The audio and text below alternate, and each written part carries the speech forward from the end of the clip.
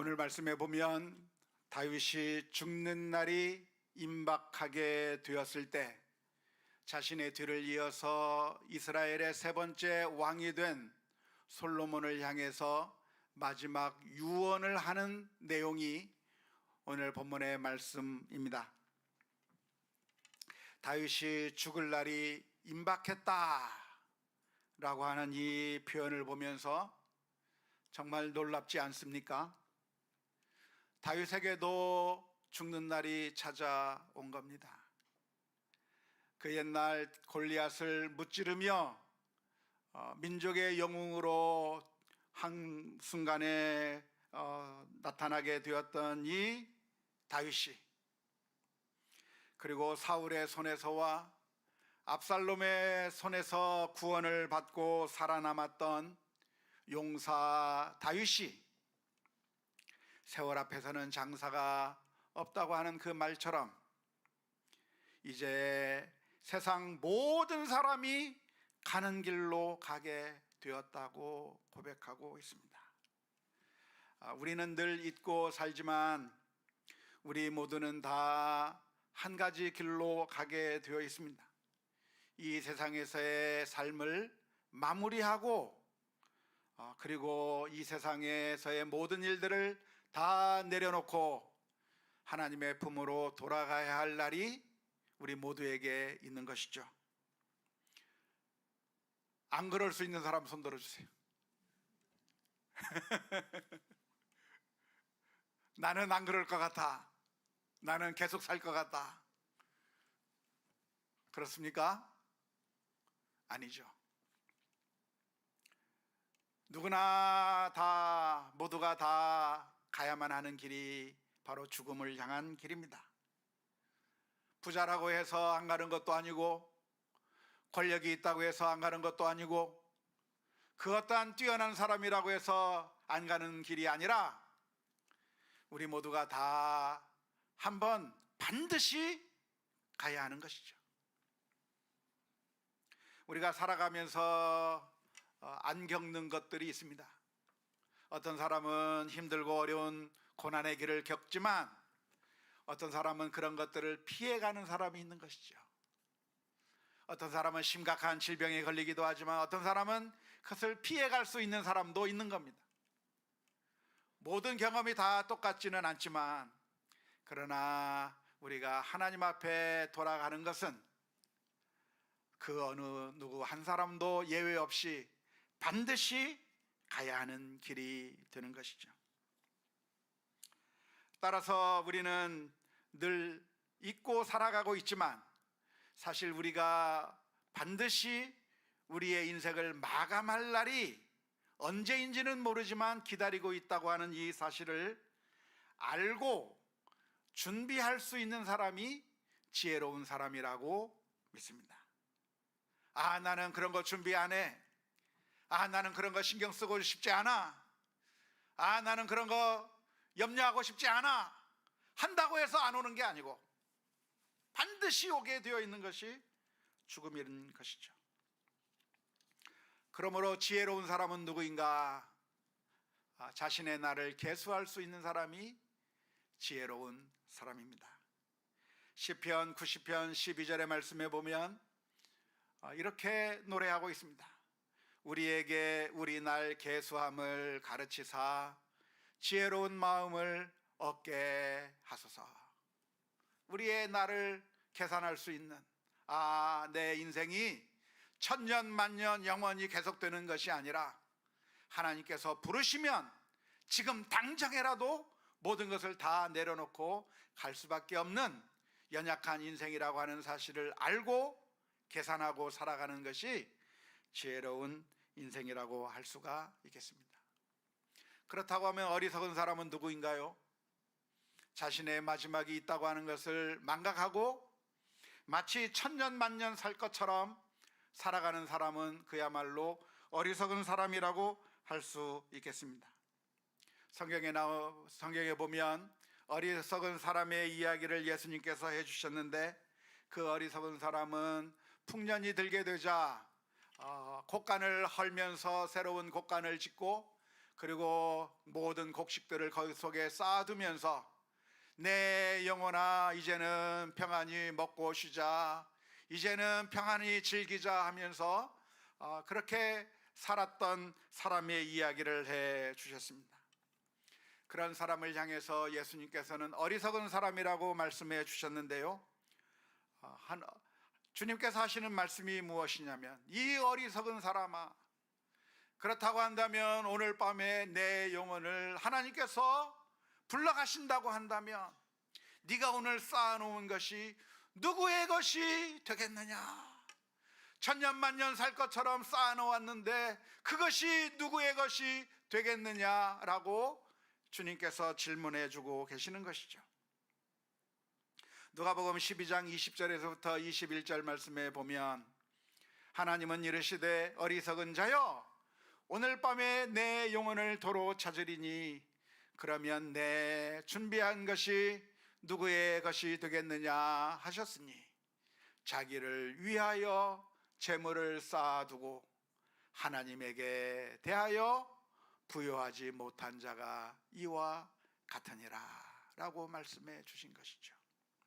따라서 우리는 우리의 삶이 끝날 때가 있다고 하는 사실을 기억하고 늘 하나님 앞에서 부요한 삶, 하나님의 말씀에 순종하며 사는 삶, 하나님께 헌신하며 사는 삶을 살아가는 그런 지혜로운 우리 모두가 다 될 수 있기를 주님의 이름으로 축원합니다. 축원합니다. 다윗은 죽음을 앞두고 다음과 같은 것을 준비했습니다. 다윗은 죽음을 앞에 두었을 때 첫 번째로는 솔로몬을 왕으로 세운 것이고요, 두 번째는 그 솔로몬을 향해서 유언을 해줍니다. 지금까지 살아온 그 경험을 볼 때 무엇이 형통한 길인가, 무엇이 복된 길인가, 무엇이 정말 좋은 길인가를 너무나도 뼈저리게 알았던 이 다윗이 자기 아들을 향해서 유언을 하며 권면하는 겁니다. 왕으로서 어떻게 이스라엘을 다스릴 수 있고 어떻게 하면 하나님 앞에서 형통할 수 있는가, 어떤 일을 하든 무엇을 하든 어떻게 하면 하나님께서 함께 하시는 그런 능력을 체험하면서 살 수 있는 것인가, 그 비결을 이 솔로몬에게 알려주었는데요, 열왕기상 2장 2절의 말씀을 보면 이렇게 기록하고 있습니다. 내가 이제 세상 모든 사람이 가는 길로 가게 되었노니 너는 힘써 무엇이 되라? 대장부가 되라. 이렇게 솔로몬을 향해서 이야기해 준 거죠. 제가 이 말씀을 읽으면서 깜짝 놀랐습니다. 아니, 대장부가 되라니. 대장부가 된다고 하는 말은 우리 한국적인 문화에서나 나올 수 있는 말인데 어떻게 이 다윗이 솔로몬을 향해서 대장부가 되라고 하는 말을 했을까? 너 대장부가 되라. 대장부가 뭡니까? 대장부? 대장부를 뭘 대장부라고 하죠? 건강하고 씩씩하고 용맹한 사나이를 가르쳐서 대장부라고 하는 것이죠. 남자다운 남자, 용맹한 자, 건장한 자, 아주 씩씩하고 용맹스러운 자를 가르쳐서 대장부라고 이야기하고 있는데, 다윗도 솔로몬을 향해서 정말 우리 한국적인 그런 개념으로 대장부가 되라고 이야기를 했을까 궁금해지더라고요. 그래서 궁금하면 무엇을 봐야 되죠? 히브리 원문이 그렇게 돼 있나 한번 살펴봐야 되겠습니다. 그래서 히브리 원문을 살펴보니까 나는 간다, 모든 땅 위에 있는 사람들이 가는 길로 간다. 그러므로 강하라, 남자가 되라 라고 이 다윗이 솔로몬을 향해서 말한 거죠. 너는 강해져라, 너는 남자가 되라 라고 이야기를 한 거예요. 그것을 약간 의역해 가지고 너는 힘써 대장부가 되라라고 번역을 한 것 같습니다. 그러니까 남자가 되라고 하는 얘기는 무슨 얘기냐? 강해져라 이 말이죠. 강해져라. 강해져야 살아남습니다. 유약하면 망할 수밖에 없습니다. 그러니까 강해져야 된다라고 그렇게 권면하고 있는데, 강해지는 방법이 무엇일까요? 우리가 어떻게 하면 강해질 수 있을까요? 어떻게 하면 유약하지 않는 삶을 살 수 있을까요? 무엇이 강해지는 비결입니까? 어떻게 하면 강해질 수 있겠습니까? 우리가 성경을 읽을 때 그 말의 의미를 제대로 잘 확실하게 잘 모른다고 한다면 그 다음 구절 읽어보고 앞에 구절 읽어보고 전후의 구절들을 읽어보면 그 단어의 의미가 설명되어 있는 것을 알 수가 있습니다. 지금 솔로몬을 향해서 다윗이 하는 말이 너는 강해져야 한다, 너는 남자가 돼야 된다 라고 권면하고 있는데, 도대체 남자가 된다고 하는 것이 무엇일까? 강해져야 된다고 하는 그것이 무엇을 의미하는 것일까? 바로 그 다음 구절을 살펴보면 강하게 되는 그 길이 설명되어 있습니다. 열왕기상 2장 3절의 말씀입니다. 내 하나님 여호와의 명령을 지켜 그 길로 행하여 그 법률과 계명과 율례와 증거를 모세의 율법에 기록된 대로 지켜라. 그리하면 내가 무엇을 하든지 어디로 가든지 형통할지라. 여기에 답이 있습니다. 우리는 어떻게 형통할 수 있는가? 우리는 어떻게 하면 모든 일에 강할 수 있는가? 어떻게 하면 담대한 인생을 살아갈 수 있는가? 강해져야 된다고 하는데 도대체 강해지는 게 무엇이냐? 다윗은 말하기를 네가 하나님의 말씀을 지켜야 된다. 하나님께서 모세를 통해서 주신 그 성경 말씀, 계명의 말씀들이 있는데 이 성경의 말씀을 네가 지켜야 한다라고 가르쳐주고 있는 것이죠. 강해지는 것이 무엇인가? 그것은 바로 하나님의 말씀에 순종하는 것입니다. 왜 하나님의 말씀에 순종하는 것이 강해지는 길이 될까요? 그것은 아주 간단합니다.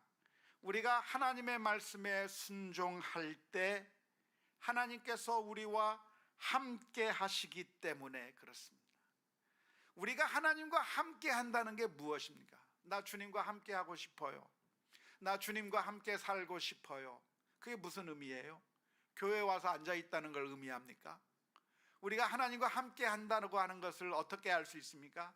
하나님과 함께 한다고 하는 것은 다른 것이 아니라 하나님의 말씀을 우리가 듣고 그 말씀대로 순종하는 게 하나님과 함께 하는 거예요. 여러분의 아내를 사랑하는 것이 무엇입니까? 여러분의 남편을 사랑하는 게 무엇입니까? 그게 뭐죠?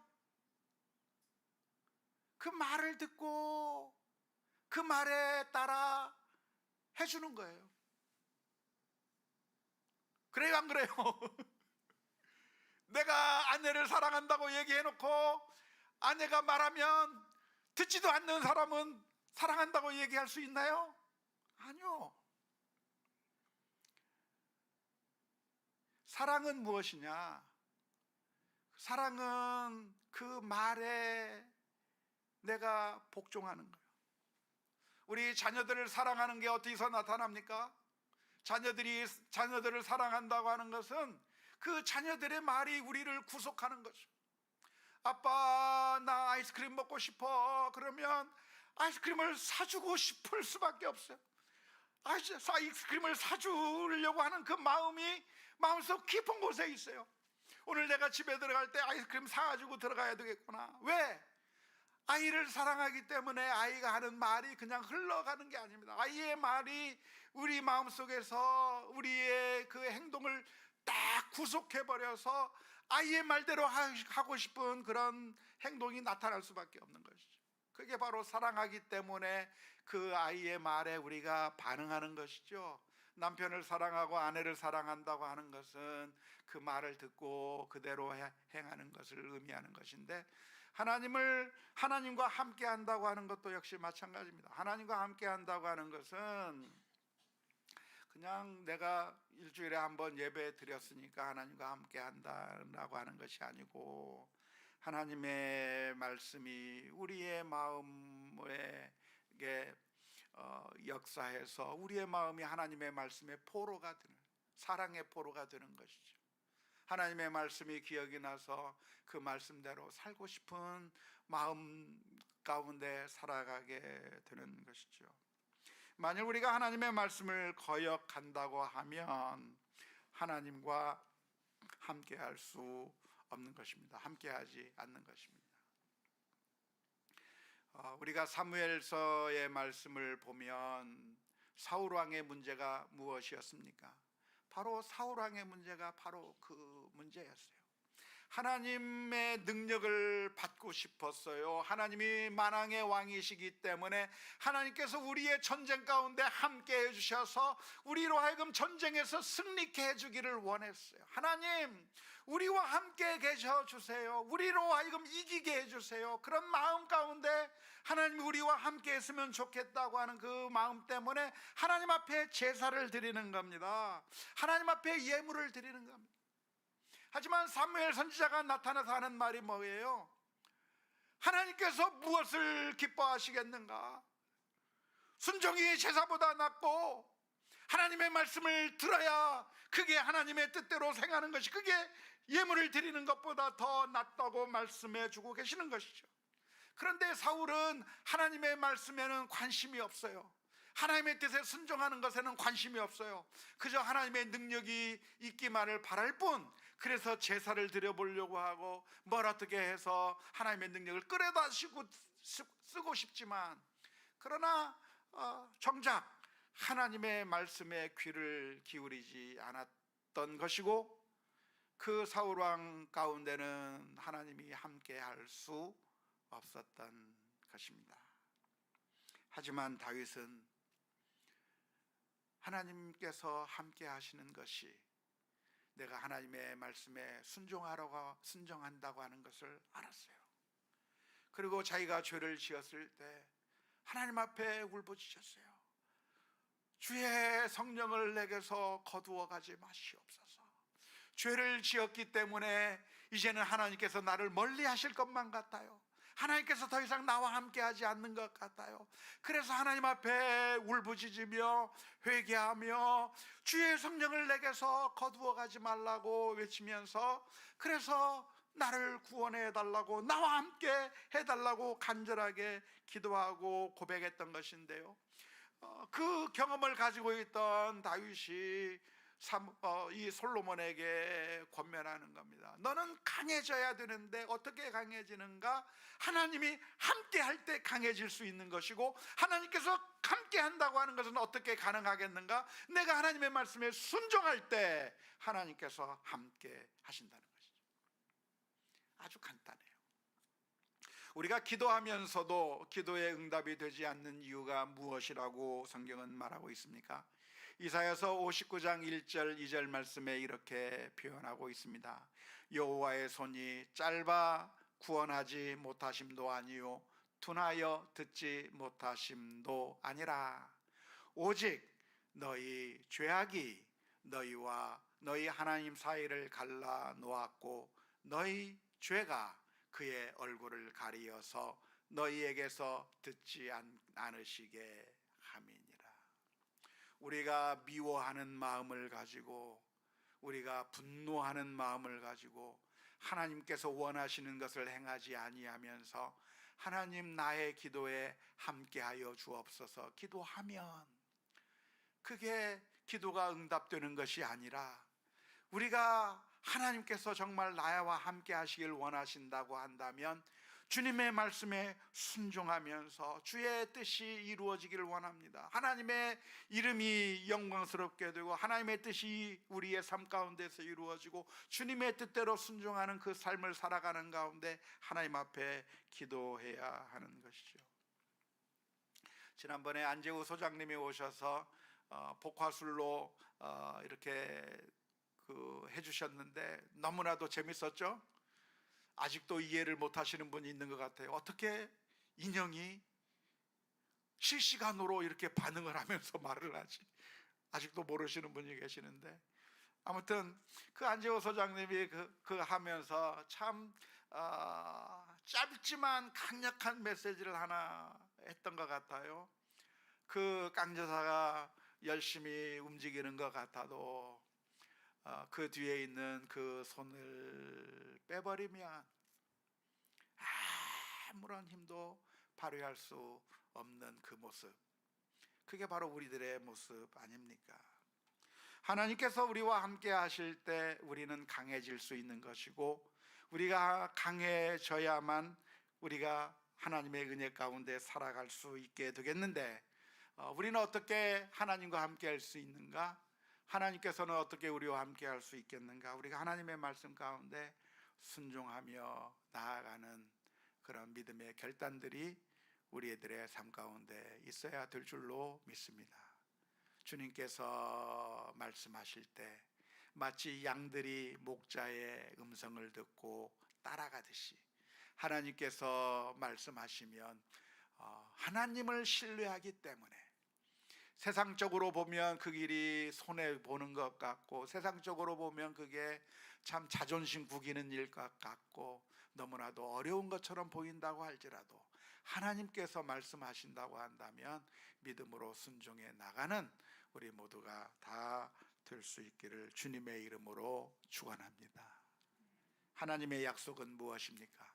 오늘 열왕기상 2장 4절 말씀 가운데서는 여호와께서 내 일에 대하여 말씀하시기를, 만일 내 자손들이 그들의 길을 삼가 마음을 다하고 성품을 다하고 진실이 내 앞에서 행하면 이스라엘 왕위에 오를 사람이 내게서 끊어지지 아니하리라 하신 말씀을 확실히 이루게 하시리라 라고 하셨습니다.